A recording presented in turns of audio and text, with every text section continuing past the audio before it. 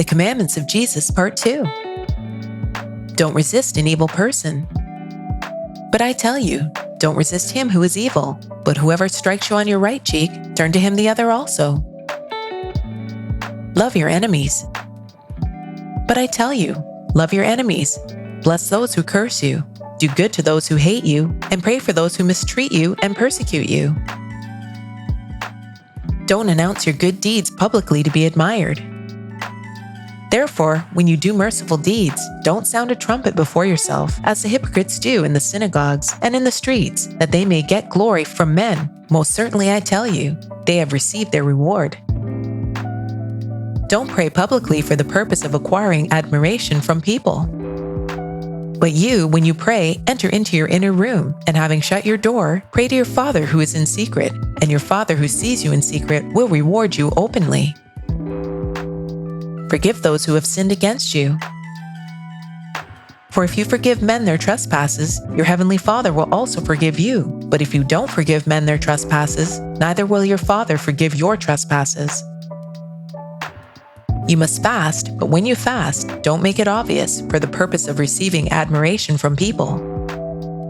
But when you fast, anoint your head and wash your face, so that you are not seen by men to be fasting, but by your Father who is in secret, and your Father who sees in secret will reward you. Don't store up treasures here on earth. Instead, store up treasures in heaven. Don't lay up treasures for yourself on the earth, where moth and rust consume, and where thieves break through and steal. But lay up for yourselves treasures in heaven, where neither moth nor rust consume, and where thieves don't break through and steal. For where your treasure is, there your heart will be also. Use your eyes to bring sunlight into your soul instead of darkness.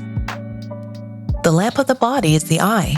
If therefore your eye is sound, your whole body will be full of light. But if your eye is evil, your whole body will be full of darkness. If therefore the light that is in you is darkness, how great is the darkness? Don't serve two masters. No one can serve two masters, for either he will hate the one and love the other, or else he will be devoted to one and despise the other. You can't serve both God and mammon. Don't worry about everyday life, but seek God and his kingdom first, and live righteously. Therefore, don't be anxious, saying, "What will we eat? What will we drink? Or, with what will we be clothed?" For the Gentiles seek after these things. For your heavenly Father knows that you need all these things. But seek first God's kingdom and his righteousness, and all these things will be given to you as well. Therefore, don't be anxious for tomorrow will be anxious for itself. Each day's own evil is sufficient. Don't judge and condemn others. Don't judge so that you won't be judged. For with whatever judgment you judge, you will be judged. And with whatever measure you measure, it will be measured to you. Why do you see the speck that is in your brother's eye, but don't consider the beam that is in your own eye? Or how will you tell your brother, "Let me remove the speck from your eye," and behold, the beam is in your own eye? You hypocrite! First remove the beam from your own eye, and then you will see clearly to remove the speck from your brother's eye. Don't give what is holy to unholy people.